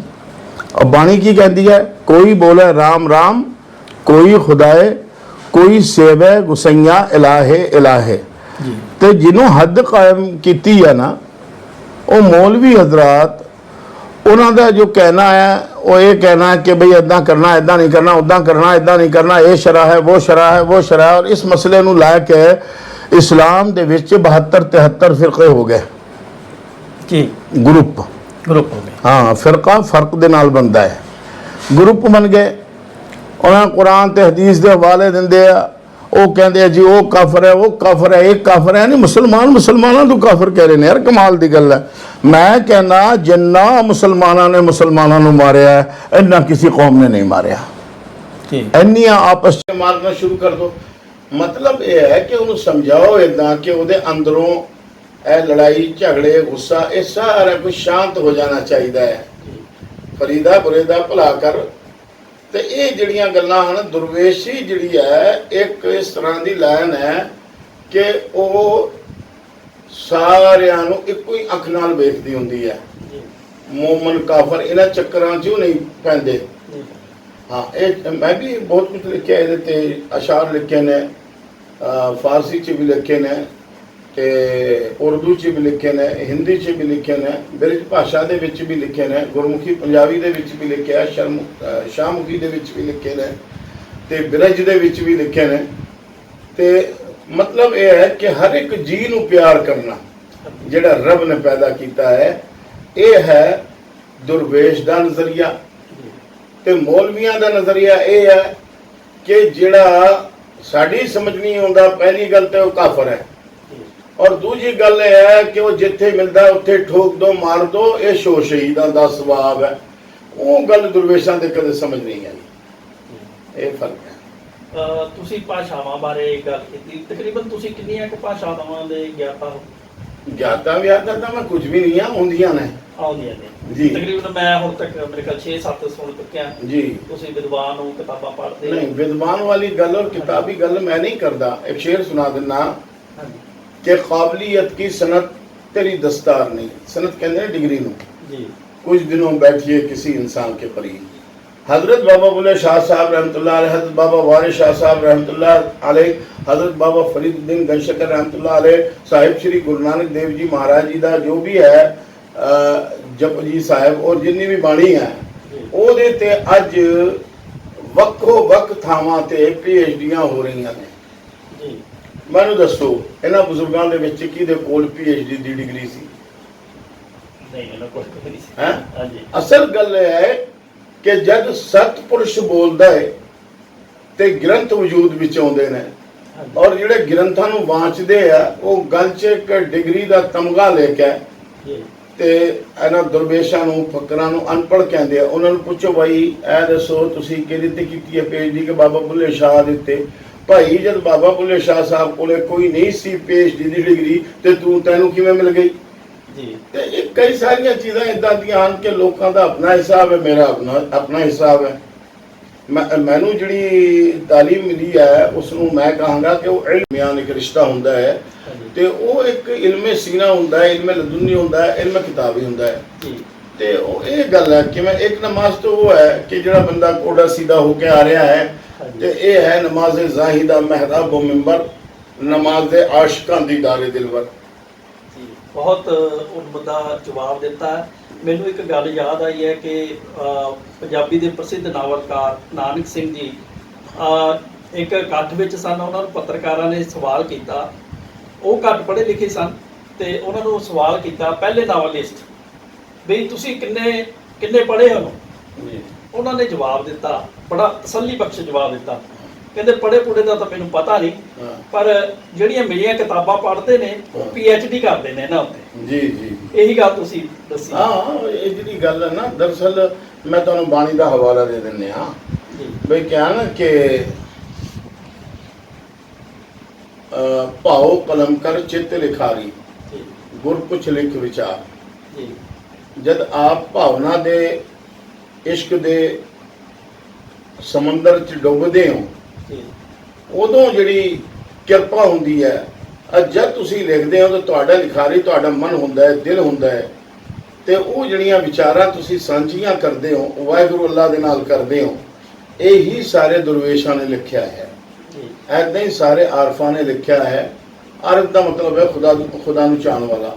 ਇਹ ਕੋਈ ਜ਼ਰੂਰੀ ਨਹੀਂ ਕਿ ਉਹਦੇ ਲਈ ਕੋਈ ਨਸਲ ਦਾ ਹੋਣਾ, ਕੋਈ ਥਾਂ ਦਾ ਹੋਣਾ, ਕੋਈ ਪ੍ਰਾਂਤ ਦਾ ਹੋਣਾ।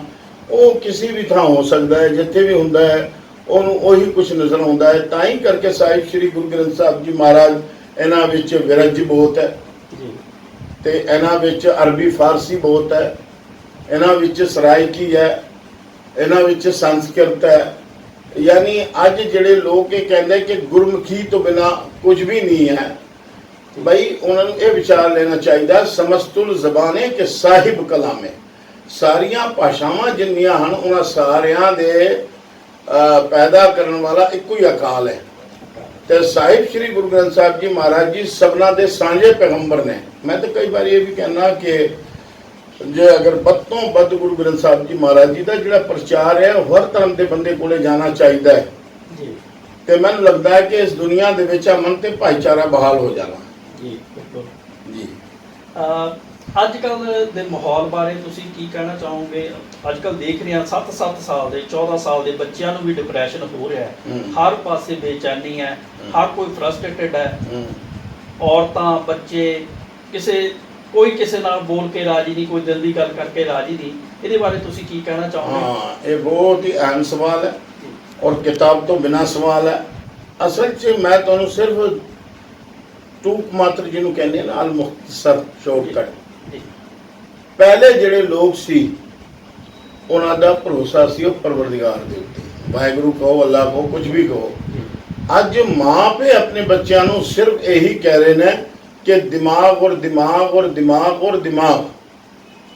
ਅੱਜ ਕੱਲ੍ਹ ਦਾ ਜਿਹੜਾ ਇਨਸਾਨ ਹੈ ਉਹ ਰੱਬ ਨੂੰ ਰਾਜ਼ਕ ਨਹੀਂ ਮੰਨ ਰਿਹਾ, ਉਹ ਰਾਜ਼ਕ ਮੰਨ ਰਿਹਾ ਆਪਣੇ ਦਿਮਾਗ ਨੂੰ, ਆਪਣੀ ਤਾਲੀਮ ਨੂੰ। ਤੇ ਦਿਮਾਗ ਕਿੰਨੀ ਕਮਜ਼ੋਰ ਚੀਜ਼ ਹੈ, ਜੇ ਅਗਰ ਵੱਧ ਲੋਡ ਪੈ ਜਾਂਦਾ ਤੇ ਬੰਦਾ ਪਾਗਲ ਹੋ ਜਾਂਦਾ ਹੈ। ਜਦ ਪਾਗਲ ਹੋ ਗਿਆ ਕਿੱਥੇ ਗਿਆ ਉਹ ਤੇਰਾ ਕੰਪਿਊਟਰ ਦਿਮਾਗ। ਅਸਲ 'ਚ ਗੱਲ ਹੈ ਰੋਜ਼ੀ ਦੇਣ ਵਾਲਾ ਰੱਬ ਹੈ। ਸਰਵ ਧਰਮ ਗ੍ਰੰਥਾਂ ਨੇ ਇਹੀ ਤਾਲੀਮ ਦਿੱਤੀ ਆ। ਹੁਣ ਮੈਂ ਇੱਕ ਸ਼ੇਰ ਕਹਾਂਗਾ ਕਿ ਪੱਲੇ ਰਿਜ਼ਕ ਨਹੀਂ ਬਾਂਦੇ ਪੰਛੀ ਤੇ ਦਰਵੇਸ਼, ਰਾਜ਼ਿਕ ਮੌਲਾ ਸਭਨਾ ਦਾ ਜਿਹੜਾ ਦਿੰਦਾ ਰਿਜ਼ਕ ਹਮੇਸ਼। ਮੈਂ ਕਹਿਣਾ ਇਹਨਾਂ ਨੂੰ ਆਪਣੇ ਮਾਲਿਕ ਤੇ ਭਰੋਸਾ ਰੱਖਣਾ ਚਾਹੀਦਾ ਹੈ। ਕਿਹੜੇ ਮਾਲਿਕ ਤੇ? ਜਿਹਨੇ ਤੁਹਾਨੂੰ ਸਾਹਾਂ ਦੀ ਬਖਸ਼ਿਸ਼ ਕੀਤੀ ਹੈ। ਸਾਹ ਹੈ ਤੇ ਜਹਾਂ ਹੈ, ਸਾਹ ਨਹੀਂ ਤਾਂ ਜਹਾਂ ਨਹੀਂ। ਕਾਦਰੀ ਸਾਹਿਬ, ਤੁਹਾਡੇ ਜਫਰਨਾਮੇ ਬਾਰੇ ਵਿਚਾਰਾਂ ਵਾਸਤੇ ਤੁਹਾਨੂੰ ਬਹੁਤ ਜਗ੍ਹਾ ਸੱਦਾ ਪੱਤਰ ਦਿੱਤੇ ਜਾਂਦੇ ਹਨ। ਸਾਡੇ ਦਰਸ਼ਕਾਂ ਨੂੰ ਇਸ ਬਾਰੇ ਤੁਸੀਂ ਕੀ ਕਹਿਣਾ ਚਾਹੋਗੇ ਜਫਰਨਾਮੇ ਬਾਰੇ ਕੁਝ? ਦਰਅਸਲ ਸ਼੍ਰੀ ਜ਼ਫਰਨਾਮਾ ਸਾਹਿਬ ਇਹ ਦਸਮ ਗ੍ਰੰਥ ਦੀ 9ਵੀਂ ਬਾਣੀ ਹੈ। ਤੇ ਸਾਰੇ ਜਾਣਦੇ ਆ ਕਿ ਸਾਹਿਬ ਸ੍ਰੀ ਗੁਰੂ ਗੋਬਿੰਦ ਸਿੰਘ ਸਾਹਿਬ ਨੇ ਦੀਨਾ ਕਾਂਗੜ ਇੱਥੇ ਹੀ ਨੇੜੇ ਹੀ ਹੈ ਬਰਨਾਲੇ ਦੇ, ਉੱਥੇ ਇਹਨਾਂ ਨੇ ਬਹਿ ਕੇ ਇਹ ਸ਼੍ਰੀ ਜ਼ਫਰਨਾਮਾ ਸਾਹਿਬ ਲਿਖਿਆ। ਤੇ ਇਹਦੇ ਵਿੱਚ ਉਹਨਾਂ ਨੇ ਆਪਣੀ ਹਿਸਟਰੀ ਲਿਖੀ ਤੇ ਔਰੰਗਜ਼ੇਬ ਨੂੰ ਦਰਸਾਇਆ ਕਿ ਬਈ ਤੂੰ ਧਾਰਮਿਕ ਨਹੀਂ ਹੈ ਔਰ ਨਾ ਤੇਰਾ ਸ਼ਾਸਨ ਬਹੁਤਾ ਵਧੀਆ ਚੱਲਿਆ। ਦੇਖੋ ਦੋ ਤਰ੍ਹਾਂ ਦੀਆਂ ਚੀਜ਼ਾਂ ਹੁੰਦੀਆਂ ਨੇ। ਇੱਕ ਬੰਦਾ ਹੈ ਧਾਰਮਿਕ ਨਹੀਂ ਹੈ ਪਰ ਉਹਦਾ ਜਿਹੜਾ ਸ਼ਾਸਨ ਹੈ ਉਹ ਬਹੁਤ ਵਧੀਆ ਹੈ। ਮੈਂ ਤੁਹਾਨੂੰ ਅੱਜ ਦੀ ਮਿਸਾਲ ਦਿਆਂਗਾ। ਜਿਹੜੇ ਗੋਰੇ ਨੇ, ਜਿਨ੍ਹਾਂ ਨੂੰ ਗੋਰੇ ਕਿਹਾ ਜਾਂਦਾ ਹੈ, ਉਹ ਈਸਾਈ ਵੀ ਨਹੀਂ ਹੁੰਦੇ ਬਹੁਤ ਸਾਰੇ, ਤਾਂ ਉਹਨਾਂ ਦਾ ਧਰਮ ਈਸਾਈ ਹੈ। ਪਰ ਜਿਹੜੇ ਮਾਨਵਤਾਵਾਦੀ, ਸੱਚੇ, ਸੇਵਾ ਭਾਵੀ, ਉਹਨਾਂ ਦੇ ਵਿੱਚ ਉਹ ਗੁਣ ਪਾਏ ਜਾਂਦੇ ਨੇ ਜਿਹੜੇ ਕਿ ਇੱਕ ਧਾਰਮਿਕ ਬੰਦੇ ਨੂੰ ਬਾਰੀ ਬਾਰੀ ਉਹਨਾਂ ਗੁਣਾਂ ਦਾ ਵਿਖਿਆਨ ਕੀਤਾ ਜਾਂਦਾ ਹੈ। ਤੇ ਉਹ ਸ਼ਾਸਕ ਬਹੁਤ ਵਧੀਆ ਨੇ। ਧਾਰਮਿਕ ਹਨ ਕਿ ਨਹੀਂ? ਤੇ ਗੁਰੂ ਸਾਹਿਬ ਨੇ ਕਹਾ ਕਿ ਵੀ ਨਾ ਤੇ ਤੂੰ ਧਾਰਮਿਕ ਹੈ, ਇਹਦਾ ਵੀ ਵਿਖਾਵਾ ਕਰਦਾ ਹੈ, ਨਾ ਤੇਰਾ ਜੇ ਰਾਜ ਹੈ ਰਾਜ ਵੀ ਤੂੰ ਵਧੀਆ ਕਰਕੇ ਨਹੀਂ ਚਲਾ ਸਕਾ। ਹੁਣ ਤੂੰ ਸੁਣ ਲੈ, ਕੁਰਾਨ ਇਹ ਕਹਿੰਦਾ ਹੈ ਤੂੰ ਇਹ ਕਰਦਾ ਹੈ, ਕੁਰਾਨ ਇਹ ਕਹਿੰਦਾ ਹੈ ਤੂੰ ਇਹ ਕਰਦਾ ਹੈ, ਕੁਰਾਨ ਇਹ ਕਹਿੰਦਾ ਹੈ ਤੂੰ ਇਹ ਕਰਦਾ ਹੈ। ਉਹ ਬਸ ਹੁਣ ਮੈਂ ਜੇ ਅਗਰ ਉਹਦਾ ਮੁਕੰਮਲ ਸ਼੍ਰੀ ਜ਼ਫਰਨਾਮਾ ਸਾਹਿਬ ਦਾ ਤੇ ਅਰਥ ਹੋ ਨਹੀਂ ਸਕਿਆ। ਉਹ ਕਿਉਂ ਨਹੀਂ ਹੋ ਸਕਿਆ ਕਿ ਇੱਕ ਸ਼ੇਰ ਮੈਂ ਤੁਹਾਨੂੰ ਸੁਣਾਵਾਂਗਾ कि कैसा पर्दा है लगे बैठे हैं चिलमन के करीब, ਜੀ साफ छुपते भी नहीं सामने आते भी नहीं। जिस स्टेज ਤੇ ਮੈਨੂੰ ਸੱਦਿਆ ਜਾਂਦਾ ਸੀ ਜੀ ਤੇ ਜਿਵੇਂ ਸੋਸ਼ਲ ਮੀਡੀਆ ਕਰਦੀਆਂ ਨੇ, ਇਹ ਦੇਖੋ ਮੁਸਲਮਾਨ ਸਿੱਖਾਂ ਦੇ ਬਾਰੇ ਕੀ ਕਹਿੰਦਾ ਪਿਆ ਹੈ, ਜੀ ਉਦਾਂ ਕਰਕੇ ਲੋਕਾਂ ਨੂੰ ਦਰਸਾਉਂਦੇ ਸੀ। ਇਹ ਨਹੀਂ ਕਹਿੰਦੇ ਸੀ ਕਿ ਉਹ ਸੱਚੇ ਪਾਤਸ਼ਾਹ ਸਾਹਿਬ ਸ਼੍ਰੀ ਗੁਰੂ ਗੋਬਿੰਦ ਸਿੰਘ ਸਾਹਿਬ ਨੇ ਜਿਹੜੀ ਫਾਰਸੀ ਚਿੱਠੀ ਲਿਖੀ ਹੈ ਉਹਦਾ ਅਰਥ ਕਰਦਾ ਪਿਆ। ਹੁਣ ਗੱਲ ਇਹ ਹੈ ਕਿ ਸ਼੍ਰੀ ਜ਼ਫਰਨਾਮਾ ਸਾਹਿਬ ਤੋਂ ਸਾਰੇ ਜਿੰਨੇ ਨਿਹੰਗ ਸਿੰਘ ਹਨ ਉਹ ਸਾਰੀ ਜਥੇਬੰਦੀਆਂ ਦਿਨ ਰਾਤ ਇਹਨੂੰ ਪੜ੍ਹਦੀਆਂ ਨੇ, ਹੋਰ ਵੀ ਬਹੁਤ ਸਾਰੇ ਪੜ੍ਹਦੇ ਨੇ, ਪਰ ਉਹਦਾ ਮੈਂ ਅਰਥ ਕੀਤਾ, ਅਰਥ ਵੀ ਮੁਕੰਮਲ ਨਹੀਂ ਹੋ ਸਕਿਆ। ਉਹਦੇ ਥੱਲੇ ਜਿਹੜੇ ਕਮੈਂਟ ਕਰਦੇ ਆ ਅਕਸਰ ਉਹ ਵੀ ਸਿੱਖ ਕਰਦੇ ਨੇ। ਉਹਨਾਂ ਨੇ ਜਦ ਕਮੈਂਟ ਕੀਤੇ ਤਾਂ ਕਿਸੇ ਨੇ ਕੁਝ ਕਿਹਾ, ਕਿਸੇ ਨੇ ਕੁਝ ਕਿਹਾ, ਕਿਸੇ ਨੇ ਕੁਝ ਕਿਹਾ, ਮੈਂ ਕਿਸੇ ਨੂੰ ਜਵਾਬ ਹੀ ਨਹੀਂ ਦਿੱਤਾ। ਤੇ ਤੁਹਾਡੇ ਚੈਨਲ ਦੇ ਨਾਲ ਮਾਧਿਅਮ ਦੇ ਨਾਲ ਮੈਂ ਇੱਕ ਗੱਲ ਕਹਾਂਗਾ ਕਿ ਬਈ ਜਿਨ੍ਹਾਂ ਨੇ ਮੈਨੂੰ ਬਹੁਤ ਪਿਆਰ ਕੀਤਾ, ਮੈਂ ਵੀ ਉਹਨਾਂ ਨੂੰ ਬਹੁਤ ਪਿਆਰ ਕਰਦਾ ਹਾਂ। ਇੱਕ ਨਵੀਂ ਖਬਰ ਮੇਰੇ ਸਾਹਮਣੇ ਆਈ, ਕਹਿੰਦੇ ਕਾਦਰੀ ਜਿਹੜਾ ਹੈ ਅੰਦਰੋਂ ਸਿੱਖੀ ਦੇ ਨਾਲ ਜੁੜਿਆ ਹੋਇਆ ਨਹੀਂ। ਤੇ ਮੈਂ ਉਹਨਾਂ ਨੂੰ ਇਹ ਕਹਿਣਾ, ਭਰਾਵੋ ਜੇ ਅਗਰ ਅੰਦਰੋਂ ਜੁੜਿਆ ਨਹੀਂ ਹੁੰਦਾ ਨਾ ਤੇ 12 ਸਾਲਾਂ ਦੇ ਵਿੱਚ ਸਿੱਖ ਸੰਗਤ ਨੂੰ ਗੁਰੂ ਗ੍ਰੰਥ ਸਾਹਿਬ ਜੀ ਮਹਾਰਾਜ ਜੀ ਦੇ ਨਾਲ ਜੋੜਿਆ, ਸ਼ਰਧਾ ਹੀ ਨਹੀਂ ਸ਼ਰਧਾਵਾਨ ਬਣਾਇਆ ਹੈ। ਤੇ ਜੇ ਅਗਰ ਤੁਸੀਂ ਮੈਨੂੰ 12 ਸਾਲਾਂ ਦੇ ਵਿੱਚ ਆਪਣਾ ਨਹੀਂ ਕਹਿੰਦੇ, ਪਰਾਇਆ ਕਹਿੰਦੇ ਹੋ, ਤੇ ਇਹ ਸਮਝ ਲਓ ਕਿ ਜਦ ਮੈਂ ਅੰਦਰ ਆਇਆ ਤੇ ਮੈਨੂੰ ਸਹਿਜਦਾਰੀ ਸਿੱਖ ਸਮਝ ਕੇ ਜੇ ਅਗਰ ਆਪਣਾ ਕਹਿ ਲੈਂਦੇ ਤਾਂ ਫਿਰ ਮੈਂ ਅੰਮ੍ਰਿਤਪਾਨ ਕਰਦਾ। ਜਿਹੜੇ ਮੈਨੂੰ ਆਪਣਾ ਕਹੀ ਨਹੀਂ ਰਹੇ ਤਾਂ ਫਿਰ ਮੈਂ ਉਹਨਾਂ ਵਿੱਚ ਜਾਣਾ ਕਿਉਂ ਹੈ? ਪਹਿਲਾ ਕਾਰਨ ਤੋਂ ਇਹ ਹੈ।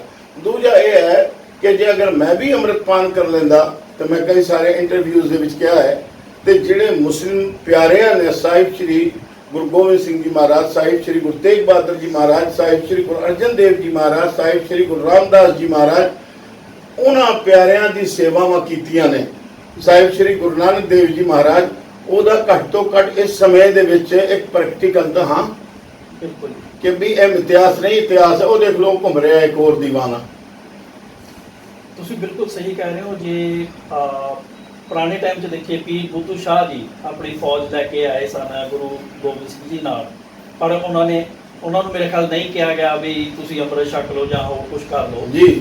ਠੀਕ ਹੈ, ਤੁਸੀਂ ਜਿਹੜੇ ਧਰਮ ਦੇ ਵਿੱਚ ਹੈਗੇ ਹੋ ਪਰਪੱਕ ਰਹੋ, ਪਰ ਤੁਸੀਂ ਆਪਣੇ ਦੀਨ ਦੇ ਸਲਾਮਤ ਰਹੋ, ਤੁਸੀਂ ਤੁਹਾਡਾ ਆਪਣੇ ਦੀਨ 'ਚ ਪੱਕੇ ਰਹੋ। ਤੇ ਇਸ ਗੱਲ ਨਾਲ ਮੈਂ ਤੁਹਾਡੇ ਨਾਲ ਪੂਰੀ ਤਰ੍ਹਾਂ ਸਹਿਮਤ ਹਾਂ। ਅੱਛਾ, ਇੱਕ ਗੱਲ ਹੋਰ ਮੈਂ ਤੁਹਾਨੂੰ ਦੱਸਦਾ, ਇਹ ਕਮੈਂਟ ਔਰ ਇਹ ਗੱਲਾਂ ਕੌਣ ਕਰ ਰਹੇ ਨੇ? ਜੀ ਕੌਣ ਕਰ ਰਹੇ? ਇਹ ਉਹ ਕਰ ਰਹੇ ਨੇ ਜਿਹੜੇ ਪ੍ਰਚਾਰਕ ਨੇ। ਕਾਰਨ ਇਹ ਉਹ ਮੈਨੂੰ ਆਪਣਾ ਸ਼ਰੀਕ ਸਮਝ ਬੈਠੇ।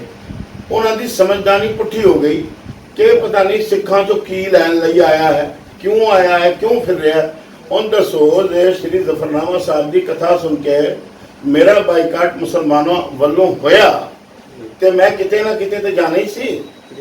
ਪਰ ਇਹ ਵੀ ਮੈਂ ਨਹੀਂ ਕਹਾਂਗਾ, ਜਿਹੜੀ ਪਬਲਿਕ ਹੈ ਜਿਹਨੂੰ ਆਮ ਸਿੱਖ ਕਹਿੰਦੇ ਆ, ਚਾਹੇ ਉਹ ਅੰਮ੍ਰਿਤਪਾਨ ਕੀਤਾ ਹੋਇਆ ਜਾਂ ਨਹੀਂ ਹੈ, ਉਹ ਮੈਨੂੰ ਬਹੁਤ ਪਿਆਰ ਕਰਦੇ ਨੇ। ਉਹਨਾਂ ਦੇ ਪਿਆਰ ਦੇ ਸਦਕੇ ਮੈਂ ਤੁਰਿਆ ਫਿਰਦਾ। ਤੇ ਜੇ ਅਗਰ ਕੋਈ ਆਮ ਬੰਦਾ ਕਿਸੇ ਦੇ ਸਾਹਮਣੇ ਕੋਈ ਗੱਲ ਕਰਦਾ ਹੈ ਨਾ, ਤੇ ਮੈਂ ਕਦੇ ਕਦੇ ਕਹਿੰਦਾ ਕਿ ਭਾਈ ਇਹਨਾਂ ਨੂੰ ਗਿਆਨ ਦੀ ਕਬਜ਼ ਹੋ ਗਈ ਹੈ ਤੇ ਇਹਨਾਂ ਨੂੰ ਹਿਮਾਕਤ ਦਾ ਜਵਾਬ ਦਿਓ। ਹਕੀਮ ਵੀ ਹੈ ਨਾ ਮੈਂ। ਹਾਂਜੀ, ਅੱਛਾ ਜੀ। ਤੇ ਉਹ ਕਾਰਨ ਇਹ ਹੈ ਕਿ ਜਦ ਕਿਸੇ ਪਰਿਵਾਰ ਨੇ ਕਾਦਰੀ ਦੀ ਜਿਹੜੀ ਹੈ ਮਾੜੀ ਜੀ ਕੋਈ ਘਰ ਦੀ ਸੇਵਾ, ਦੇਖੋ ਯਾਰ ਮੁਸਲਮਾਨ ਹੋ ਕੇ ਕਿੰਨਾ ਪ੍ਰਚਾਰ ਕਰ ਰਹੇ ਨੇ, ਦਿਨ ਰਾਤ ਬਾਣੀ ਦੇ ਨਾਲ ਜੋੜ ਰਹੇ ਨੇ, ਤੇ ਫਿਰ ਜਿਹੜੇ ਬਾਬੇ ਜਾਂ ਜਿਹੜੇ ਪ੍ਰਚਾਰਕ ਨੇ ਉਹਨਾਂ ਨੇ ਕਹਿਣਾ ਯਾਰ ਇਹ ਤਾਂ ਪਟਿਆ ਪਿਆ ਹੈ। ਉਹ ਭਾਈ ਮੈਨੂੰ ਦੱਸੋ ਕਿੰਨੇ ਬੰਦਿਆਂ ਤੋਂ ਮਤਲਬ ਹੈ ਕਿ ਮੈਂ ਪੰਥ ਦੇ ਨਾਮ ਦਾ ਇਸ ਤਰ੍ਹਾਂ ਕਰਕੇ ਜਿਹੜੇ ਮੇਰੇ ਨਾਲ ਜੁੜੇ ਹੋਏ ਆ ਉਹ ਜੁੜੇ ਹੋਏ ਬਸ। ਤੇ ਉਹ ਐਦਾਂ ਜੁੜੇ ਹੋਏ ਨਹੀਂ ਕਿ ਮੈਂ ਉਹਨਾਂ ਨੂੰ ਸਿੱਖੀ ਤੋਂ ਵਰਗਲਾ ਰਿਹਾ। ਉਹ ਐਦਾਂ ਜੁੜੇ ਹੋਏ ਹੈ ਕਿ ਇਹਨਾਂ ਨੇ ਗੁਰੂ ਗੋਬਿੰਦ ਸਿੰਘ ਸਾਹਿਬ ਦੀ ਉਸਤਤ ਕੀਤੀ ਹੈ, ਤਾਂ ਕਰਕੇ ਇਹਨਾਂ ਨੂੰ ਕੌਮ ਨੇ ਵੱਖ ਕੀਤਾ ਵੀ ਇਹਨਾਂ ਨਾਲ ਜੁੜੋ। ਉਦੋਂ ਫਿਰ ਇਹਨਾਂ ਨੂੰ ਉਸਤਤ ਸੁਣਨੀ ਜਿਹੜੀ ਹੈ ਉਹ ਔਖੀ ਹੋ ਜਾਂਦੀ ਹੈ। ਫਿਰ ਕੋਈ ਨਾ ਕੋਈ ਤੋਂ ਪੈਤਰਾ ਹੋਣਾ ਚਾਹੀਦਾ ਹੈ। ਕਹਿੰਦੇ ਭਾਈ ਸਾਹਿਬ ਗੱਲਾਂ ਠੀਕ ਨੇ, ਉਹ ਅੰਦਰੋਂ ਜੁੜੇ ਹੋਏ ਨਹੀਂ। ਤੇ ਮੈਂ ਕਹਿੰਦਾ ਭਾਈ ਸਾਹਿਬ ਤੁਸੀਂ ਵੀ ਅੰਦਰੋਂ ਜੁੜੇ ਹੋਏ ਨਹੀਂ। ਜੇ ਅਗਰ ਤੁਸੀਂ ਅੰਦਰੋਂ ਜੁੜੇ ਹੋਏ ਹੁੰਦੇ ਤਾਂ ਮੈਨੂੰ ਪਹਿਚਾਨ ਲੈਂਦੇ। ਪਰ ਮੈਂ ਕਿਸੇ ਨੂੰ ਪਲਟ ਕੇ ਕਮੈਂਟ ਨਹੀਂ ਕਰਦਾ। ਮੁਲਕ ਮਾਈ ਦਾ ਵਸਦਾ ਹੈ, ਕੋਈ ਰੋਂਦਾ ਹੈ, ਕੋਈ ਹੱਸਦਾ ਹੈ, ਤੇ ਮੈਂ ਹਰ ਦੀਵਾਨ 'ਚ ਇੱਕ ਗੱਲ ਕਰੀਬ ਕਹਿ ਜਾਂਦਾ, ਜੇ ਅਗਰ ਮੇਰੀ ਗੱਲ ਗੁਰਮਤ ਤੋਂ ਆਊਟ ਹੈ ਤੇ ਤੇ ਇਹਨੂੰ ਤੁਸੀਂ ਗੁਰਦੁਆਰਾ ਸਾਹਿਬ ਦੀ ਕੰਧ ਉੱਤੇ ਮਾਰ ਕੇ ਚਲੇ ਜਾਇਓ। ਜਿਹੜਾ ਜਿਹੜਾ ਬਿਲਕੁਲ ਸਹੀ ਹੈ, ਗੁਰਮਤਿ ਅਨੁਸਾਰ ਠੀਕ ਹੈ, ਉਹਨੂੰ ਅਮਲ ਕਰੋ। ਮੇਰੇ ਨਾਲ ਜੁੜਨ ਦੀ ਕੋਈ ਲੋੜ ਨਹੀਂ ਹੈ। ਮੈਂ ਤੁਹਾਨੂੰ ਆਪ ਗੁਰੂ ਸਾਹਿਬਾਨਾਂ ਦੇ ਨਾਲ, ਗੁਰੂ ਗ੍ਰੰਥ ਸਾਹਿਬ ਜੀ ਮਹਾਰਾਜ ਜੀ ਦੇ ਨਾਲ ਤੇ ਬਾਣਾ ਤੇ ਬਾਣੀ ਦੇ ਨਾਲ ਜੋੜਨ ਦਾ ਉਪਦੇਸ਼ ਦਿਆਂਗਾ। ਤੇ ਇਹਨਾਂ ਨੇ ਬਹੁਤ ਕੁਝ ਕਿਹਾ, ਕਹਿਣ ਦੋ। ਤੇ ਜਿਹੜੇ ਤੁਹਾਡੇ ਮੁਸਲਿਮ ਭਰਾ ਸੀ, ਜਿਹੜੇ ਤੁਹਾਡੇ ਤੋਂ ਬਾਈਕਾਟ ਕਰ ਗਏ ਸੀ, ਅਲੱਗ ਹੋ ਗਏ ਸੀ, ਤੁਹਾਨੂੰ ਗਲਤ ਸਮਝਦੇ ਨੇ ਵੀ ਇਹ ਹੋਰ ਧਰਮ ਦਾ ਪ੍ਰਚਾਰ ਕਰਦਾ, ਹੋਰ ਫਿਰਕੇ ਦਾ ਕਰਦਾ, ਕੀ ਉਹ ਵਾਪਸ ਤੁਹਾਡੇ ਨਾਲ ਦੁਬਾਰਾ ਸਹਿਮਤ ਹੋਏ? ਤੁਹਾਡੀਆਂ ਤਕਰੀਰਾਂ ਸੁਣ ਕੇ ਗੱਲਬਾਤ ਹੋ ਗਏ ਜੀ?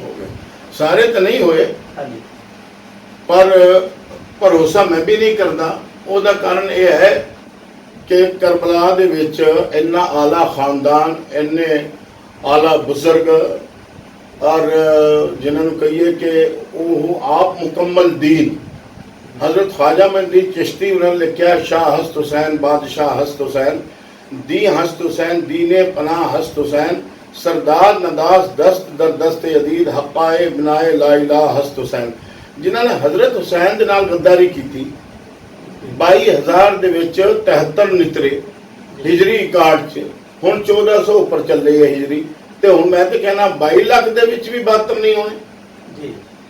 ਇਸ ਕਰਕੇ ਮੈਂ ਭਰੋਸਾ ਤਾਂ ਹੁਣ ਕਰਦਾ ਨਹੀਂ, ਮੈਂ ਤੁਹਾਨੂੰ ਦੱਸਾਂ, ਤੇ ਸਿੱਖ ਕੌਮ ਤੇ ਭਰੋਸਾ ਕਰ ਜਾਣਾ, ਕਿਉਂਕਿ ਇਹਨਾਂ ਦੀ ਰਿਵਾਇਤ ਦੇ ਵਿੱਚ ਗੱਦਾਰੀਆਂ ਦਾ ਪ੍ਰੂਫ ਹੋ ਨਾ ਸਕਾ, ਕੀਤਾ ਬਹੁਤ ਹੈ ਲੋਕਾਂ ਨੇ। ਇਹਨਾਂ ਤੇ ਕਰ ਜਾਣਾ ਮੈਂ, ਉਹਨਾਂ ਤੇ ਨਹੀਂ ਕਰਦਾ। ਉਹ ਆ ਰਹੇ ਆ, ਉਹਨਾਂ ਨੂੰ ਬਰਾਬਰ ਦੀ ਇੱਜ਼ਤ ਦਿੰਨਾ, ਪਿਆਰ ਦਿੰਨਾ। ਮੈਨੂੰ ਕਹਿੰਦੇ ਫਲਾਣੇ ਥਾਂ ਚਲੋ, ਤੁਸੀਂ ਬਿਆਨ ਕਰਨਾ ਅਜੇ, ਤੇ ਮੈਂ ਚਲਾ ਜਾਣਾ, ਬਸ ਜਿੰਨਾ ਮੈਨੂੰ ਆਉਂਦਾ ਸੁਣਾ ਕੇ ਆ ਜਾਣਾ। ਅੱਛਾ, ਤੇ ਮੈਂ ਗੁਰੂ ਗੋਬਿੰਦ ਸਿੰਘ ਜੀ ਦੀ ਇੱਕ ਤਸਵੀਰ ਸੀ ਸਾਡੇ ਘਰ ਲੱਗੀ ਹੋਈ, ਉਹਦੇ ਹੇਠਾਂ ਲਿਖਿਆ ਹੁੰਦਾ ਸੀ, ਸ਼ਾਇਦ ਫਾਰਸੀ ਵਿੱਚ ਹੈ, ਤੂੰ ਕਰ ਅਜ਼ਹਮਾ ਹੀਲਤੇ ਦਰ ਗੁਜਸ ਹਲਾਲ ਅਸ ਬੁਰਦਨ ਬਾ ਸ਼ਮਸ਼ੀਰ ਦਸ। ਕਿਰਪਾ ਕਰਕੇ ਦਰਸ਼ਕਾਂ ਨੂੰ ਇਸ ਦੇ ਅਰਥ ਦੱਸੋ, ਤੇ ਇਹ ਵੀ ਦੱਸੋ ਕਿ ਕੀ ਤੁਸੀਂ ਸੂਫੀ ਫਿਰਕਾ ਇਸ ਗੱਲ ਨਾਲ ਸਹਿਮਤ ਹੈ? ਬਿਲਕੁਲ ਸਹਿਮਤ ਹੈ, ਬਿਲਕੁਲ 100%। ਇੱਕ ਅੱਖਰ, ਉਹ ਪਹਿਲੀ ਗੱਲ ਤਾਂ ਇਹ ਹੈ ਕਿ ਉਹ ਜਿਹੜੀ ਸਹੀ ਲਿਪੀ ਹੈ ਉਹ ਹੈ ਚੂੰਕਾਰ ਅਜ਼ਹੁਮਾ ਹੀਲਤੇ ਦਰਗੁਜ਼ਸ਼ਤ ਹਲਾਲ ਅਸਤ ਬੁਰਦਨ ਬਸ਼ਮਸ਼ੀਰ ਦਸਤ। ਇਹਦਾ ਜੇ ਅਗਰ ਆਖਰੀ ਅਰਥ ਕਰੀਏ ਤੇ ਕਾਰ ਕੰਮ ਹੁਮਾ ਆਪਦੇ, ਬਈ ਮੇਰੇ ਸਾਹਮਣੇ ਮੇਰੇ ਕੰਮ ਸਨ, ਹੀਲਤੇ ਦਰਗੁਜ਼ਸ਼ਤ, ਮੈਂ ਉਹਨੂੰ ਨਜ਼ਰ ਅੰਦਾਜ਼ ਕਰਦਾ ਰਿਹਾ, ਟਾਲਦਾ ਰਿਹਾ। ਹਲਾਲ ਇਹਦਾ ਅਰਥ ਹੋਗਾ ਜਾਇਜ਼, ਅਸਤ अर्थ होगा है, हलाल अस्त बुरदन ਇਹਦਾ अर्थ होगा चुकना उठाना, बा सार शमशीर किरपान तलवार दस्त हक। तो ਇਹਦਾ अर्थ है कि मेरे सामने जंग सी, मैदान जंग। ਇਹ ਪਿੱਛੇ ਤੋਂ ਜਦ ਆਪਾਂ ਪੜਾਂਗੇ ਫਿਰ ਇਹ ਸਟੋਰੀ ਬਣ ਕੇ ਆਏਗੀ, ਜਿਵੇਂ ਸਾਹਿਬ ਨੇ ਫਰਮਾਇਆ ਨਾ ਕਿ ਪੀਮਾ ਸ਼ਿਕਨ ਬੇਦਰੰਗ ਆਮਦੰਦ ਮया ਤੇ ਉਹ ਤੀਰੋ ਤਫੰਗ ਆਮਦੰਦ मलाचार गी दरमिया आमदम बतदबीर तीरो कमा आमदम चूंकारद हुमा हिलते दरगुज़श्त हलालस्त बुरदन बशमसीर दस्त। ते जिन्हों ने भी कोई इस तरह की कथा सुननी है, विचार सुनने ने, और सूफी संत गुलाम हैदर कादरी यूट्यूब पता नहीं किन्ने चैनल है, यूट्यूब ने कृपा की है मेरे ते, मैं उदा ऋणी हाँ कि मैं किसी चैनल नूं ना नहीं करता। ਉਹਦਾ ਕਾਰਨ ਹੈ, ਉਹਦਾ ਕਾਰਨ ਇਹ ਹੈ ਕਿ ਬੱਚਾ ਹੀ ਜਵਾਨ ਹੋ ਸਕਦਾ ਹੈ ਜਿਹਦੇ ਕੋਲ 400 500 1000 ਫਾਲੋਵਰ ਸਬਸਕ੍ਰਾਈਬ ਹਨ, ਤੇ ਜਦ ਉਹ ਮੇਰਾ ਇੰਟਰਵਿਊ ਲੈ ਕੇ ਜਾਣਗੇ ਤੇ ਉਹਨੇ ਇੱਕ ਬੰਦਿਆਂ ਨੇ ਤਾਂ ਮੇਰੀ ਗੱਲ, ਮੇਰਾ ਵਿਚਾਰ ਸੁਣ ਲਿਆ, ਹਾਂ, ਤੇ ਫਿਰ ਉਹ ਜਿਹੜਾ ਇੱਕ ਕਰਦੇ, ਉਹ ਇਹ ਕਰਦੇ ਕਿ ਸਾਰੇ ਚੈਨਲਾਂ ਨੂੰ ਲੈ ਕੇ ਨਾਲ ਜੋੜ ਦਿੰਦੇ ਨੇ। ਜਦ ਸੂਫੀ ਸੰਤ ਗੁਲਾਮ ਹੈਦਰ ਕਾਦਰੀ ਤੁਸੀਂ ਖੋਲੋਗੇ, ਐਲੇ ਇਹ ਫਲਾਣੇ ਚੈਨਲ ਦਾ ਵੀਡੀਓ ਹੈ, ਉਹਦਾ ਵੀਡੀਓ ਹੈ, ਉਹਦਾ ਵੀਡੀਓ ਹੈ, ਉਹਦਾ ਵੀਡੀਓ ਹੈ, ਯਾਨੀ ਇਹ ਵਿਸ਼ੇਸ਼ ਕਿਰਪਾ YouTube ਚੈਨਲ ਨੇ ਕੀਤੀ ਹੈ ਜੀ। ਤੁਹਾਡੇ ਵਿਚਾਰ ਆਰਾਮ ਨਾਲ ਲੋਕਾਂ ਤੱਕ ਪਹੁੰਚ ਰਹੇ ਨੇ, ਤੇ ਲੋਕ ਤੁਹਾਨੂੰ ਸਮਝ ਰਹੇ ਆ, ਜਿਹੜੇ ਭਟਕੇ ਹੋਏ ਆ, ਨਹੀਂ ਸਮਝਦੇ, ਕਹਿੰਦੇ ਇੱਕੋ ਫਿਰਕੇ ਦੀ ਗੱਲ ਕਰਦਾ ਹੈ, ਸਰਬ ਸਾਂਝਾ ਨਹੀਂ ਹੈਗਾ ਜੀ, ਠੀਕ ਹੈ, ਉਹ ਵੀ ਇਹ ਪ੍ਰੋਗਰਾਮ ਦੇਖਣ, ਤੁਹਾਨੂੰ ਸਮਝਣ। ਤੇ ਅੰਤ ਵਿੱਚ ਤੁਸੀਂ ਸਾਡੇ ਦਰਸ਼ਕਾਂ ਨੂੰ ਕੋਈ ਖਾਸ ਸੁਨੇਹਾ ਦੇਣਾ ਚਾਹੁੰਦੇ ਹੋ? ਬਈ ਮੈਂ ਇਹ ਸੁਨੇਹਾ ਦੇਣਾ ਚਾਹਾਂਗਾ ਕਿ ਹੁਣ ਸਾਹਿਬ ਸ਼੍ਰੀ ਗੁਰੂ ਗੋਬਿੰਦ ਸਿੰਘ ਜੀ ਮਹਾਰਾਜ ਔਰ ਗੁਰੂ ਗ੍ਰੰਥ ਸਾਹਿਬ ਜੀ ਮਹਾਰਾਜ ਗੁਰੂ ਨਾਨਕ ਦੇਵ ਜੀ ਮਹਾਰਾਜ ਪੰਜਵੀਂ ਪਾਤਸ਼ਾਹੀ ਦੂਜੀ ਤੀਜੀ ਚੌਥੀ ਪੰਜਵੀਂ 10 ਪਾਤਸ਼ਾਹਾਂ ਦਾ ਜਿੰਨਾ ਮੈਥੋਂ ਵਿਖਿਆਨ ਹੋਇਆ ਮੇਰੀ ਜਾਣਕਾਰੀ ਮੁਤਾਬਿਕ ਕੀਤਾ ਹੈ। ਉਹਦੇ 'ਚ ਬਹੁਤ ਸਾਰੀਆਂ ਗਲਤੀਆਂ ਹੋ ਗਈਆਂ ਹੋਣਗੀਆਂ, ਉਹਨਾਂ ਨੂੰ ਚੇਤਾਵਨਾ ਨਹੀਂ, ਭੁਲਾ ਦਿਓ। ਤੇ ਉਹਨਾਂ ਚੀਜ਼ਾਂ ਨੇ ਮੈਨੂੰ ਅਮਰ ਕਰਤਾ। ਜੇ ਅਗਰ ਮੈਂ ਅੱਜ ਵੀ ਮਰ ਜਾਵਾਂ ਤੇ ਇਹ ਵੀਡੀਓਜ਼ ਆਉਣ ਵਾਲੀਆਂ ਨਸਲਾਂ ਸੁਣਦੀਆਂ ਰਹਿਣਗੀਆਂ, ਸਿੱਖਦੀਆਂ ਰਹਿਣਗੀਆਂ, ਅੱਗੇ ਤੋਂ ਅੱਗੇ ਚੀਜ਼ ਚੱਲਣੀ ਹੈ। ਰੂਹਾਨੀਅਤ ਵਾਲਿਆਂ ਨੂੰ ਪਤਾ ਲੱਗਣਾ ਹੈ ਕਿ ਜਿਹੜੇ ਅੱਲਾਹ ਨੂੰ ਪਿਆਰ ਕਰਦੇ ਹੈ, ਜਿਹੜੇ ਹਜ਼ਰਤ ਬਾਬਾ ਫਰੀਦੁੱਦੀਨ ਗੰਜ ਸ਼ਕਰ ਰਹਿਮਤੁल्लाह अलैह ਜਾਂ ਬਜ਼ੁਰਗਾਂ ਦੇ ਉਪਦੇਸ਼ ਦੇ ਉੱਤੇ ਚੱਲਦੇ ਆ ਜਾਂ ਸੰਤ ਕਬੀਰ ਸਾਹਿਬ ਜੀ ਦੇ ਉਪਦੇਸ਼ ਨੂੰ ਮੰਨਦੇ ਆ, ਉਹੀ ਅੱਲਾਹ ਨੂੰ ਪਿਆਰ ਬੰਦ ਕਰਦੇ ਨੇ। ਜਿਹੜਾ ਰੱਬ ਨੂੰ ਪਿਆਰ ਕਰਦਾ ਹੈ ਸਭ ਨੂੰ ਪਿਆਰ ਕਰਦਾ, ਜਿਹੜਾ ਸਭ ਨੂੰ ਪਿਆਰ ਨਹੀਂ ਕਰਦਾ ਉਹ ਰੱਬ ਨੂੰ ਪਿਆਰ ਨਹੀਂ ਕਰਦਾ। ਇੱਕ ਬੇਨਤੀ, ਉਹ ਬੇਨਤੀ ਇਹ ਹੈ ਸਾਰਿਆਂ ਤੋਂ, ਹਿੰਦੂਆਂ ਤੋਂ, ਮੁਸਲਮਾਨਾਂ ਤੋਂ, ਸਿੱਖਾਂ ਤੋਂ, ਈਸਾਈਆਂ ਤੋਂ, ਭਾਈ ਕਿਸੇ ਵੀ ਧਰਮ ਦੇ ਪੈਗੰਬਰ ਨੂੰ ਮਾੜਾ ਨਾ ਕਹੋ। ਉਹਨਾਂ ਨੂੰ ਰੱਬ ਨੇ ਇੱਜ਼ਤ ਦੇ ਕੇ ਤੋਰਿਆ ਸੀ ਤਾਂ ਉਹ ਇਸ ਧਰਤੀ ਦੇ ਉੱਤੇ ਆਏ, ਤੇ ਲੋਕਾਂ ਦੇ ਕੰਨਾਂ ਰਾਹੀਂ ਜ਼ਹਿਰ ਨਾ ਉਤਾਰੋ। ਅੱਜ ਸੋਸ਼ਲ ਮੀਡੀਆ ਤੇ ਦੇਖਣ ਨੂੰ ਮਿਲਦਾ ਹੈ ਇੱਕ ਦੂਜੇ ਦੇ ਪੈਗੰਬਰ ਨੂੰ ਮਾੜਾ ਕਹੀ ਜਾਂਦਾ ਹੈ, ਇੱਕ ਦੂਜੇ ਦਾ ਸਰ ਵੱਢੀ ਜਾਂਦਾ ਹੈ। ਇਸ ਤਰ੍ਹਾਂ ਦਾ ਕੰਮ ਨਾ ਕਰੋ। ਮੁਲਕ ਜਿਹੜਾ ਹੈ ਜਦੋਂ ਅਮਨ ਅਮਾਨ 'ਚ ਰਹਿਣਾ ਉਦੋਂ ਹੀ ਰਹਿਣਾ ਜੇ ਸਾਰੇ ਆਪਸ 'ਚ ਭਾਈਚਾਰਾ ਬਹਾਲ ਕਰਾਂਗੇ। ਤੇ ਭਾਈਚਾਰਾ ਬਹਾਲ ਕਰੋ। ਤੇ ਤੁਹਾਡਾ ਬਹੁਤ ਬਹੁਤ ਧੰਨਵਾਦੀ ਹਾਂ। ਤੇ ਆਪ ਜੀ ਦੇ ਚੈਨਲ ਦਾ ਨਾਮ ਦੱਸਿਓ। ਬਾਬਾ ਜੀ ਐਂਟਰਟੇਨਮੈਂਟ ਹੈ ਜੀ। Baba ji entertainment Baba ji entertainment. ਹਾਂ ਯਾਰ, ਅੰਗਰੇਜ਼ੀ ਮੈਨੂੰ ਆਉਂਦੀ ਨਹੀਂ, ਪਰ ਇਸ ਚੈਨਲ ਦਾ ਵੀ ਬਹੁਤ ਮੈਂ ਮਸ਼ਕੂਰ ਤੇ ਮਮਨੂਨ ਹਾਂ। ਸਾਡੇ ਗੁਰਪ੍ਰੀਤ ਸਿੰਘ ਸ਼ੇਖ ਸਾਹਿਬ ਇਹ ਆਦਮੀ ਹੈ ਔਰ ਇਹਦੇ ਅੰਦਰ ਇੱਕ ਫਕੀਰ ਬੜਿਆ ਹੋਇਆ ਹੈ। ਦੇਖਣ ਨੂੰ ਲੱਗਦਾ ਹੈ ਕਿ ਸਧਾਰਨ ਹੈ, ਪਰ ਮੈਂ ਇਹਨਾਂ ਦੀਆਂ ਕਈ ਸਾਰੀਆਂ ਲਿਖਤਾਂ ਸ਼ਾਇਰੀ ਕਰਦੇ ਨੇ, ਕਵੀ ਨੇ। ਉਹਨੂੰ ਜਦ ਮੈਂ ਪੜ੍ਹਿਆ ਤੇ ਮੈਨੂੰ ਲੱਗਿਆ ਕਿ ਬਈ ਬਾਬਾ ਬੁੱਲੇ ਸ਼ਾਹ ਸਾਹਿਬ ਦੀ ਆਤਮਾ ਜਿਹੜੀ ਹੈ ਉਹ ਆਪਣਾ ਕੰਮ ਅੱਜ ਵੀ ਕਰ ਰਹੀ ਹੈ ਜੀ। ਉਸ ਹਿਸਾਬ ਦੇ ਨਾਲ ਇਹਨਾਂ ਰੱਬ ਨੂੰ ਤੇ ਬੰਦੇ ਨੂੰ ਬਹੁਤ ਪਿਆਰਾ ਦਰਸਾਇਆ। ਤੇ ਤੁਹਾਡਾ ਬਹੁਤ ਬਹੁਤ ਰੀਤ ਮਸ਼ਕੂਰ ਆ, ਤੁਸੀਂ ਆਏ। ਤੇ ਮੈਂ ਕਹਾਂਗਾ ਤੁਹਾਨੂੰ ਤੇ ਤੁਹਾਡੀ ਸਾਰੀ ਟੀਮ ਨੂੰ ਤੇ ਤੁਹਾਡੇ ਪਰਿਵਾਰ ਨੂੰ ਤੇ ਸਾਰੇ ਜਿੰਨੇ ਤੁਹਾਡੇ ਸਿਰੋਤੇ ਨੇ ਉਹਨਾਂ ਨੂੰ, ਉਹਨਾਂ ਦੀਆਂ ਉਮਰਾਂ 'ਚ, ਕਾਰੋਬਾਰ 'ਚ, ਰੋਜ਼ਗਾਰ 'ਚ ਅੱਲਾਹ ਬਰਕਤਾਂ ਪਾਵੇ। ਈਦ ਦੀਆਂ ਸਾਰਿਆਂ ਨੂੰ ਪਠਾਨਕੋਟ ਮੁਬਾਰਕਾਂ। ਖੁਸ਼ ਰਹੋ, ਆਬਾਦ ਰਹੋ, ਜਿੱਥੇ ਵੀ ਰਹੋ ਸੱਚ ਦਾ ਪ੍ਰਚਾਰ ਲੈ ਕੇ ਚਲੋ, ਕਿਉਂਕਿ ਬਾਣੀ ਦਾ ਫਰਮਾਨ ਹੈ ਪਰਵਰਦਿਗਾਰ ਆਪਾਰ ਅਗਮ ਬੇਅੰਤ ਤੂੰ ਜਿਨਾ ਪਿਛਾਤਾ ਸੱਚ ਚੁੰਮਾ ਪੈਰ ਨੂੰ। ਠੀਕ ਹੈ ਜੀ, ਧੰਨਵਾਦ। ਵਾਹਿਗੁਰੂ ਜੀ ਕਾ ਖਾਲਸਾ, ਵਾਹਿਗੁਰੂ ਜੀ ਕੀ ਫਤਿਹ।